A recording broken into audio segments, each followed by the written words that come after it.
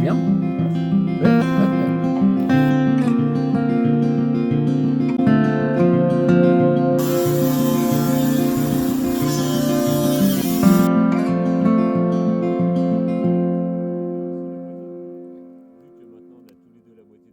Alors, j'ai grandi en Savoie, à Chambéry. Depuis tout petit, j'ai toujours aimé la nature, être dehors. J'ai fait des études normales jusqu'en seconde. Et puis en seconde, je suis rentré dans un lycée de montagne pour devenir moniteur de chien de traîneau. C'est une école spéciale où on prépare deux diplômes en même temps, le diplôme de paysagiste et le diplôme de moniteur de ski. Je faisais une semaine à l'école et une semaine en stage dans une entreprise de chiens de traîneau. Donc je faisais déjà du traîneau à 15, 16, 17 ans, 18 ans. Et moi, j'étais le seul de ce petit lycée de 200 élèves. J'étais le seul à préparer le brevet d'état de moniteur de chien de traîneau. En fait, j'ai découvert les chiens de traîneau à 12 ou 13 ans. À 15 ans, on m'a demandé ce que je voulais faire comme travail. Donc, je suis allé dans un centre d'information et d'orientation. J'ai dit que j'aimais faire du sport et que j'aimais la nature. Et ils m'ont donné comme option prof de sport, soit être à l'armée. Les deux choses ne me plaisaient pas beaucoup. En même temps de ça, j'avais commencé à faire du traîneau en colonie de vacances. Je me suis dit, je vais plutôt faire moniteur de chien de traîneau, ce sera plus rigolo comme travail. I was born in Carolina, near the paper mill. I learned the town was haunted, rebels had been killed. 20 ans, je suis sorti de l'école. Là, j'ai commencé à faire des saisons de chien de traîneau tout l'hiver. Je travaillais l'hiver en traîneau et après le reste de l'année, il n'y avait plus besoin de travailler. Voilà, à 23 ans, j'ai acheté une maison et je me suis installé à la Fécla en chien de traîneau. Et j'ai réussi à ouvrir mon entreprise à 23 ans parce que j'ai réussi à convaincre la banque de me prêter de l'argent. Ils savaient que les entreprises en traîneau marchent bien, donc dès le premier hiver, ça a bien marché et j'ai réussi après à assurer le paiement de tout ce que je devais. Voilà. Faire une petite entreprise tout seul parce que j'ai travaillé dans deux entreprises où il y avait 55 et 100 chiens. On était plusieurs professionnels et pour moi on prend plus soin des chiens quand on n'en a pas beaucoup. Et donc du coup j'ai construit une entreprise où je pouvais travailler tout seul avec peu de chiens et gagner ma vie quand même. Donc quand j'ai commencé les chiens de traîneau, j'avais 15 chiens à moi. On travaillait tout l'hiver du 15 décembre au 30 mars, 100 jours d'affilée tous les jours. On faisait soit du baptême avec des gens assis dans le traîneau, c'est nous qui conduisons le traîneau, soit de la conduite d'attelage et là les gens ont 3 ou 4 chiens et c'est eux qui conduisent leur traîneau et donc on les encadre, ils sont derrière nous. Au bout de 4 ans de l'entreprise qui marchait bien, on a eu les premiers soucis avec le manque d'enneigement dû au réchauffement climatique qu'on connaît de mieux en mieux aujourd'hui. On n'avait plus des saisons aussi longues qui suffisaient à assurer notre année. Vu que j'avais fait une formation de paysagiste, j'ai ouvert une autre entreprise d'espace vert. Donc j'ai fait ça pendant 3 ans jusqu'à ce que ma fille naisse et que je me rende compte que c'était compliqué de conjuguer l'hiver d'une part, mais surtout l'été où j'avais des chantiers à faire et où je rentrais tard et où il y avait des chiens à s'occuper et ma fille. J'ai cherché une autre solution. J'ai ouvert une entreprise de tiny house, de maison sur remorque. L'idée en fait c'était que je pouvais construire des tiny house à la maison, sur le parking en étant là. Si ma fille voulait venir me voir à 10h, à 11h, j'étais là toute la journée. J'ai construit cette entreprise en me disant il faut que je trouve quelque chose à construire et que je peux vendre après. Forcément, il me fallait une remorque, donc j'ai cherché des remorques pas chères et j'ai vu qu'il y en avait des pas chères en Hollande. Donc j'ai contacté la Hollande pour leur en acheter une. Ils m'ont dit qu'il fallait être concessionnaire de remorques pour l'avoir chez eux. J'ai dit pourquoi pas, je suis devenu concessionnaire de remorques juste pour en avoir une pour moi. Le business des tiny house a explosé à ce moment-là.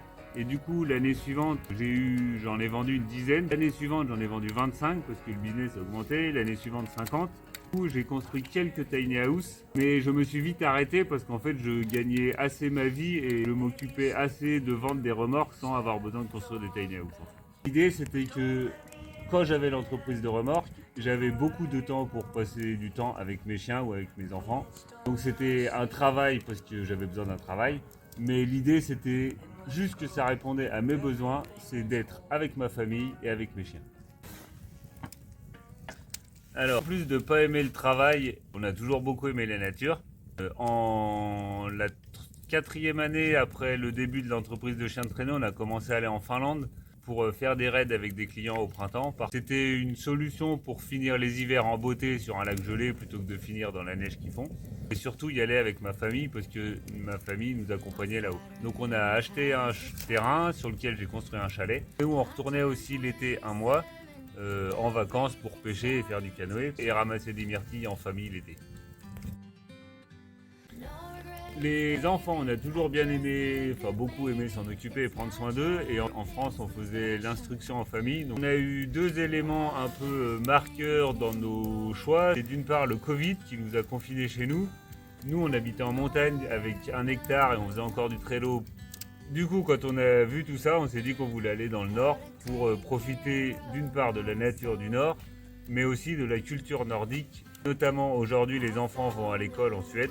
C'est pas du tout la même école qu'en France, ils font beaucoup d'activités, ils ont beaucoup plus de liberté. Donc en 2021, on a tout vendu en France, on a gardé bien évidemment les chiens et on s'est installé dans le nord de la Suède avec l'objectif de passer du temps pour nos enfants, de prendre du temps pour nos chiens et de créer une petite ferme autonome.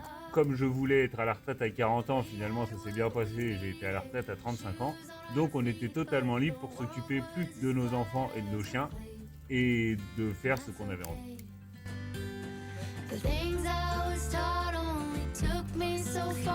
Quand on s'est installé en Suède, dans le nord, il a fallu rénover entièrement la maison. L'eau, l'électricité, l'isolation, changer les portes, les fenêtres. Parce qu'en Suède, ils vendent des maisons pas chères, mais elles sont dans des états dramatiques. J'ai tout refait.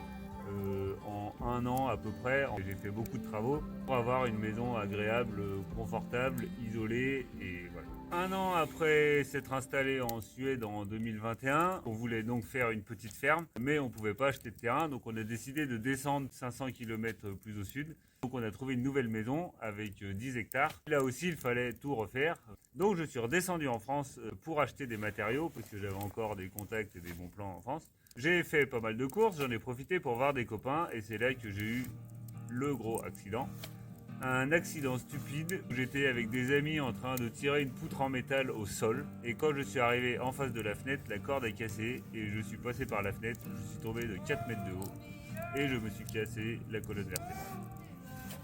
Mes jambes ne bougent plus à partir d'ici, elles ne bougeront plus jamais.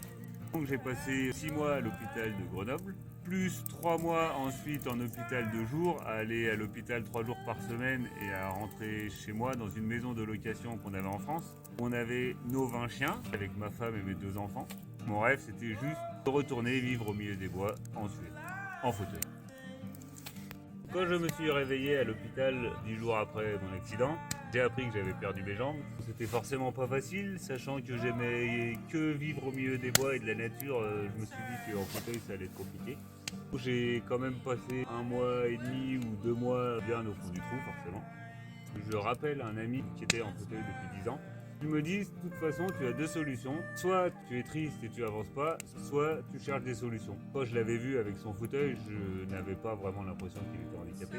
Donc, dès le début à l'hôpital, je me suis dit, il faut que je concentre ma rééducation, apprendre à vivre en fauteuil, avec mes objectifs qui sont de retourner vivre au milieu des bois. Vu que j'aimais beaucoup le bricolage et que j'étais du genre à trouver beaucoup de solutions pour tout, j'ai cherché et trouvé beaucoup de solutions sur comment je pourrais faire pour nourrir mes 20 chiens en transportant sur mon fauteuil un bidon de 10 litres d'eau, en inventant une remorque pour tirer les croquettes, en cherchant plein de solutions comme ça. Et je m'en rendais peut-être pas vraiment compte, mais je me suis dit de toute façon, à un moment, il faut continuer à vivre, il faut y aller, et puis tu trouveras des solutions.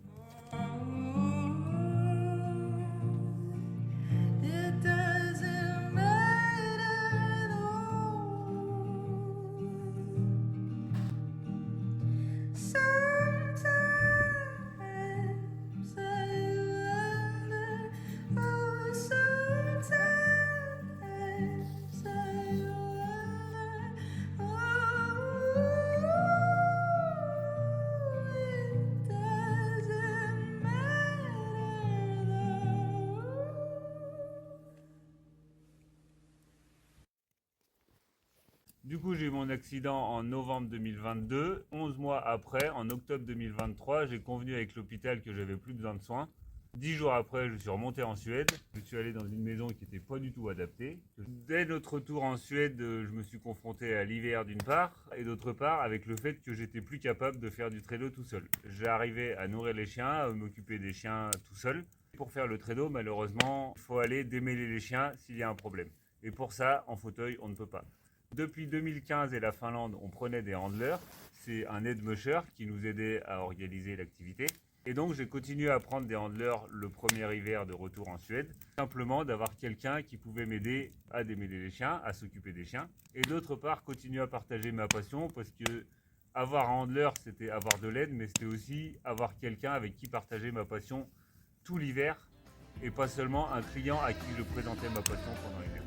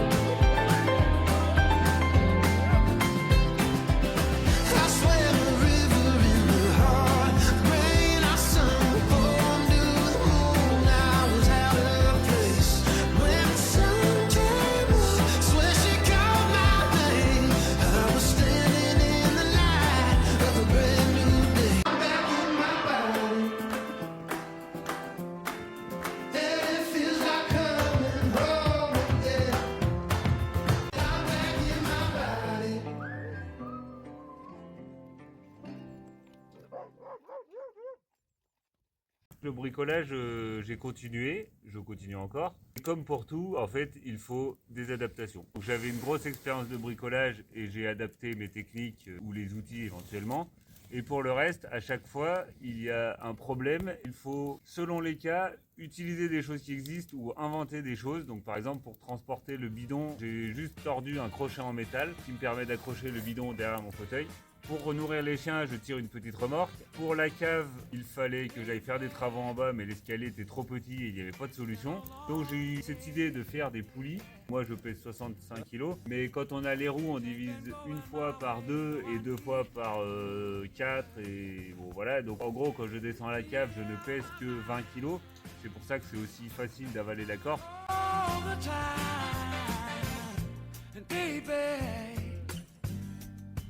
Way you move me, it's crazy. It's like you see right through me and make it easier. You please me, you don't even have to try. Oh, because you. Après, il y a l'expérience. En dessous des cuisses, je ne sens pas mes jambes. Donc pour le froid, là aussi, j'ai dû aller 1 heure dehors en regardant qu'il faisait moins 15, rentrer et voir si les chaussures que j'avais mis étaient suffisantes. Et j'ai découvert que telle paire de chaussures va jusqu'à moins 15. À partir de moins 15, il me faut une autre paire de chaussures qui va à moins 20. À partir de moins 20, il faut des semelles chauffantes. Avec la paire de chaussures adéquate et éventuellement les semelles chauffantes, je peux passer 3 ou 4 heures à moins 30 en sécurité, en ne sentant pas si j'ai froid ou pas. Par rapport au matériel, il y a deux choses à prendre en compte, c'est que d'une part, je suis très écolo, et d'autre part, je n'aime pas la société et les gens qui se fournissent sur notre dos d'handicapés en nous faisant des tarifs hallucinants. Donc j'ai construit beaucoup de choses sur des exemples. J'ai une roue électrique qui me permet d'aller me promener avec mon fauteuil. Plutôt que d'acheter une grande marque qui vend des roues électriques à 10 000 €, j'ai acheté une roue électrique sur Amazon sur lequel j'ai changé le moteur et la batterie avec un vendeur de vélos électriques français pour avoir une roue électrique performante à 2 000 €. Tout est possible en général. Après, les adaptations de la vie courante pour les chiens et le bricolage, c'est une chose, mais il y a aussi pour la vie normale. Il faut décharger les courses de la voiture avec de la neige par terre. Donc pour ça, j'ai pris une luge des enfants que je tire derrière mon fauteuil. Après, il faut déneiger le parking. Pour les petites parties, j'utilise la pelle à neige. Et puis sinon, on a une fraise à neige. En fait, j'ai trouvé une sangle à la bonne longueur parfaite qui permet que j'utilise la fraise à neige en me faisant tirer le fauteuil derrière. Et puis après, on chauffe au bois et on cuisine aussi au bois. Là aussi, j'ai deux outils, soit un petit diable pour l'été que je tire derrière mon fauteuil, et pour l'hiver, c'est plutôt l'option luge. Là aussi, je tire la luge derrière mon fauteuil et quand j'arrive, je vide la luge dans la maison et je ressors la luge. Donc en fait, à chaque fois, il faut trouver des solutions, il faut travailler sur une solution, avoir l'idée, la mettre en place, l'essayer et ensuite modifier 1, 2 ou 3 fois pour avoir l'outil idéal qui fait qu'aujourd'hui, finalement, je vis au milieu des bois, je me chauffe au bois, je déneige et je fais tout seul sans aucun problème. Donc un hiver dans une maison pas adaptée dans la maison du Nord, on a déménagé dans la maison du Sud où on a commencé les gros travaux. Là évidemment je ne peux pas tout faire tout seul, je peux faire l'électricité mais je ne peux pas installer le fil au plafond. Donc pour ça j'ai besoin de handlers ou d'amis qui viennent m'aider. En gardant toujours mes compétences de chef de chantier qui peut concevoir le chantier et d'autre part qui peut accompagner le chantier avec des gens plus ou moins performants, à qui j'explique comment il faut faire. Donc là, j'ai continué à faire du bricolage en ne faisant pas tout, mais en partageant ma passion d'une part et en utilisant mes compétences pour résoudre les problèmes que la personne qui m'aide pouvait éventuellement avoir. Je ferai ici, mais... Une fois que j'avais réussi à vivre au milieu des bois finalement, j'ai pu me repencher sur l'objectif initial qui était de faire une ferme autonome pour nous et nos enfants. Aujourd'hui, je me prépare à lancer cette ferme autonome. Après mon accident, forcément, ça a changé beaucoup de choses dans la famille. Et on a eu de plus en plus de soucis avec ma femme. 3 ans après mon accident, en 2025, elle est partie. Je me suis retrouvé tout seul ici à la maison avec les 20 chiens et la maison au milieu des bois. Et la garde des enfants une semaine sur 2. Autant, mon projet n'a pas changé de faire une ferme autonome. Et je vais continuer sur le même principe, d'une part trouvant des solutions moi-même et en inventant des systèmes. D'autre part, en appelant de l'aide pour m'aider soit avec les chiens et la neige l'hiver, soit avec la ferme l'été.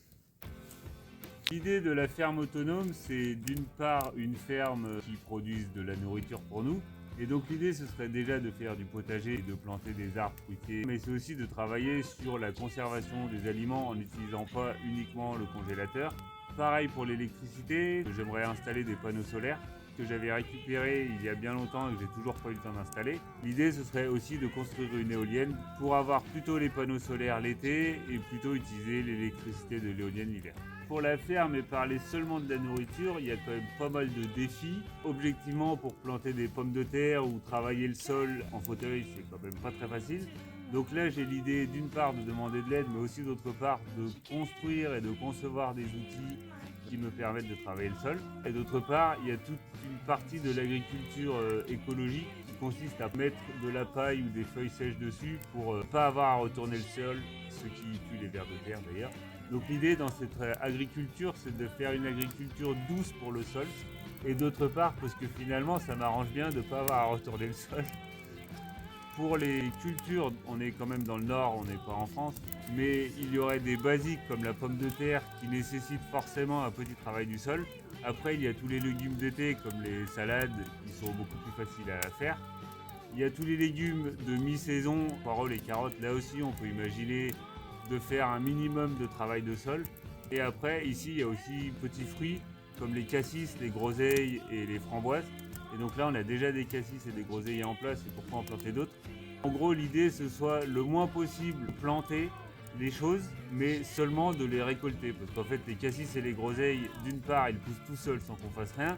Et d'autre part, on n'a pas besoin de les ramasser par terre comme une pomme de terre, parce qu'ils sont à hauteur. Donc en fait, il suffit de les ramasser comme ça. Quand j'ai perdu mes jambes, j'ai forcément un peu perdu le goût à la vie, et je me suis demandé à quoi ça servait de continuer à rester là. Mais j'avais une famille et des chiens. J'avais une famille et je me suis dit, il faut que je reste au moins pour eux. Et puis finalement, je me rends compte de plusieurs choses. Je ne pourrais plus jamais construire de maison, mais je pourrais encore apprendre à mes enfants à construire une maison. Aujourd'hui, dans la vie de tous les jours, parfois je leur demande de l'aide. Ils n'ont aucun souci à me donner de l'aide. Ils sont tout contents de m'aider parce qu'ils vont apprendre plein de nouvelles choses avec moi. Donc finalement, mon idée de départ qui était de rester en vie pour s'occuper et apprendre des choses à mes enfants, elle prend tout son sens aujourd'hui. Et ils savent aujourd'hui que même avec un papa en fauteuil, on peut compter sur son papa en fauteuil parce qu'il peut encore nous apprendre plein de choses. He showed me I should stop and I ignored it. Oh, I swore to God you'd be important.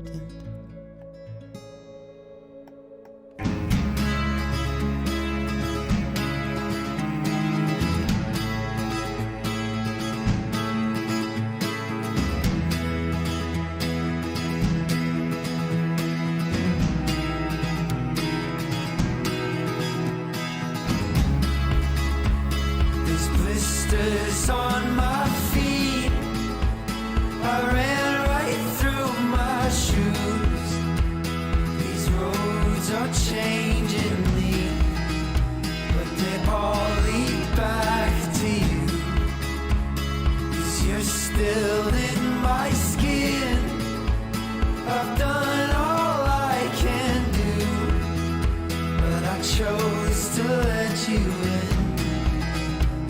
the roads lead back to you.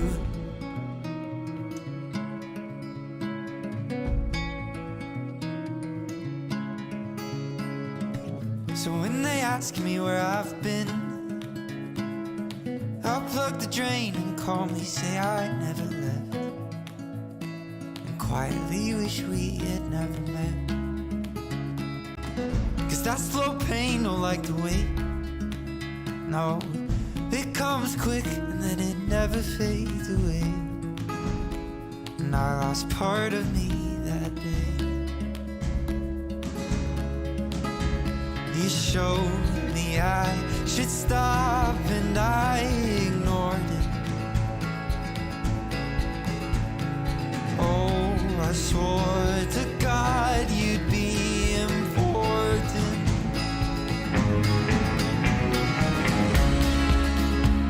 There's blisters on my